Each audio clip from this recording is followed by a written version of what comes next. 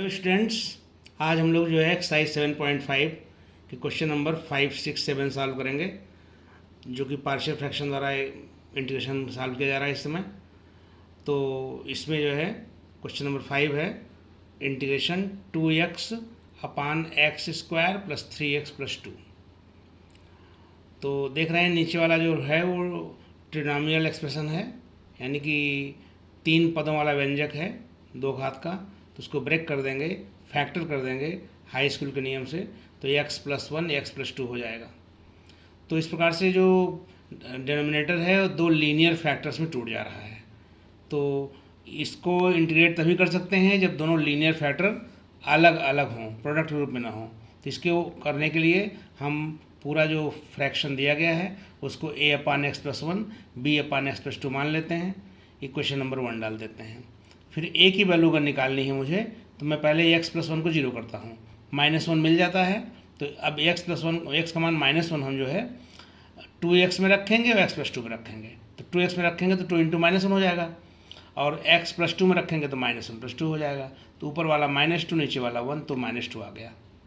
दोबारा हम x+2 को 0 करेंगे, वहाँ से x-2 मिलेगा। उस x की इक्वल टू -2 की जो वैल्यू है उसको हम यहाँ रखेंगे 2x में x+1 में। तो ऊपर हो जाएगा 2 × -2 और नीचे हो जाएगा -2 + 1। तो ऊपर -4 हो जाएगा, नीचे -1 हो जाएगा, माइनस कट जाएगा तो 4 आ जाएगा। तो जब a और b की वैल्यू मिल गई तो हम इसलिए देयरफॉर इंटीग्रेशन i = a है तो a की वैल्यू 2i है, -2i है। a की वैल्यू -2 और -2 में से -1 घटाएंगे 1, हाँ -2i हुई है a की वैल्यू। तो आपका हो जाएगा ये -2 हो जाएगा अपान x+1। उसके बाद b की वैल्यू कितनी आई हुई है, b की वैल्यू जो आई हुई है वो 4 आई हुई है। देखिए 2 × -2 -4, नीचे -1, तो ये आपका हो जाएगा +4 और 1/x+2। उसके बाद ये -2 बाहर हो जाएगा log x mod x+1, और उसके बाद 4 log mod x+2 प्लस करके, और प्लस c जोड़ देंगे, फिर c is the integral constant. Integral constant.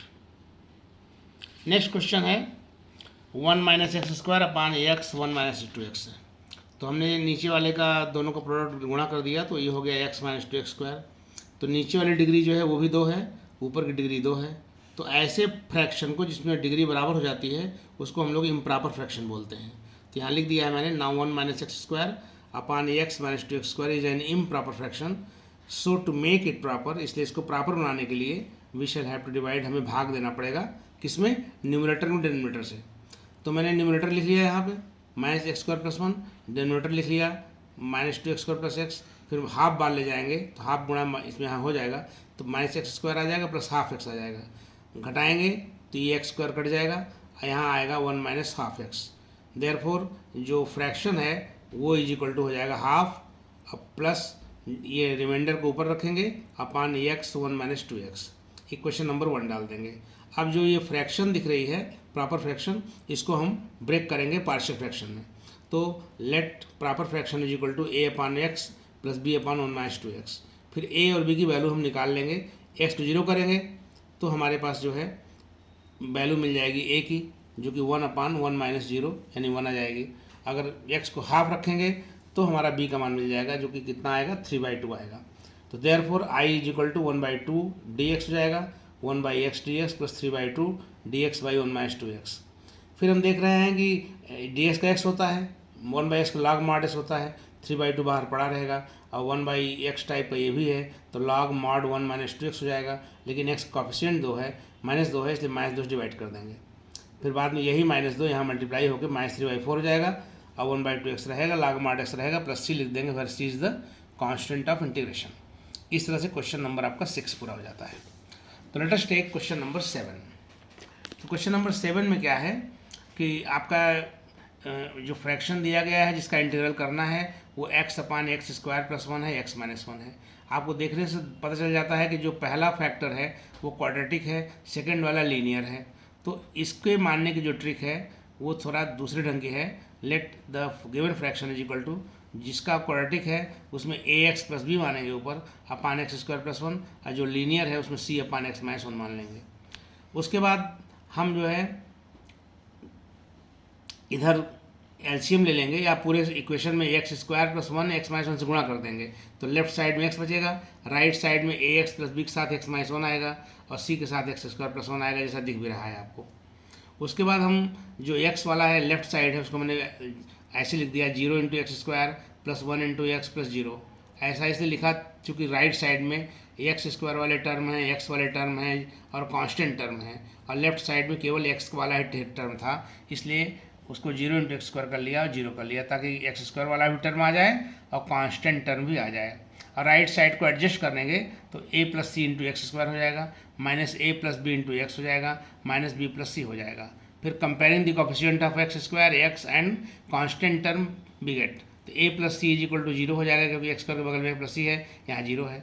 Minus a plus B की वैल्यू 1 हो जाएगी, एक्स कोफिशिएंट 1 है और कांस्टेंट भी 0 है आपका, तो b माइनस बी प्लस सी बराबर 0 हो जाएगा। इससे थर्ड इक्वेशन फोर्थ वाले से b इज इक्वल टू सी हो जाएगा।